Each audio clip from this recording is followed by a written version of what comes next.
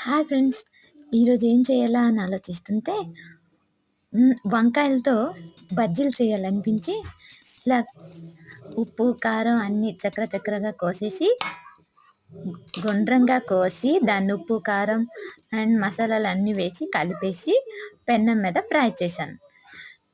నేను కొత్తగా ట్రై చేయలేదు. ఇది మా ఇంట్లో చేస్తూనే ఉంటాం. మీరు కూడా ఒకసారి ట్రై చేయండి. మరి మీ ఇంట్లో ఏంటి స్పెషల్?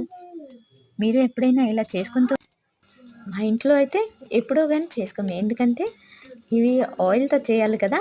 అంతగా ఇష్టపడరు. కానీ తినడానికైతే బాగానే ఉంటాయి. మీరు ఒకసారి ట్రై చేయండి. మీరు ట్రై చేశాక ఎలా ఉందో ఏంటో కామెంట్ అండ్ షేర్ చేసి నాతో చెప్పండి. ఓకే. బాయ్ అండి.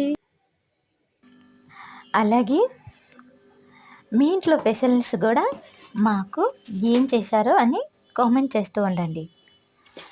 బజ్జీలని ఒక్కొక్కటిగా పెనం మీద వేసుకొని ఆయిల్‌లో ఫ్రై చేసుకోవాలి. ఆయిల్ ఎక్కువగా అవసరం లేదు. కొంచెంగానే సరిపోతుంది.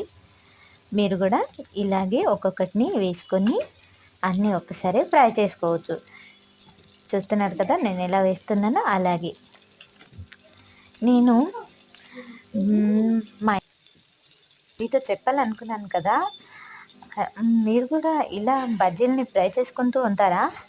లేదా? మేమైతే సరిగ్గా చేసుకోమని చెప్పాను కదా! కానీ నాకైతే ఇలా బజ్జీలని ఫ్రై చేసుకొని తినడం చాలా ఇష్టం. మా ఇంట్లో అంతగా తినరు. కానీ నేనైతే చాలా ఇష్టంగా తింటాను. మరి ఈ బజ్జీలని ఒకసారి అన్నంతో ట్రై చేయండి. అన్నంతో అయితే సూపర్‌గా ఉంటాయి. చూసారు కదా ఎంత త్వరగా అయిపోయాయో? తొందరగా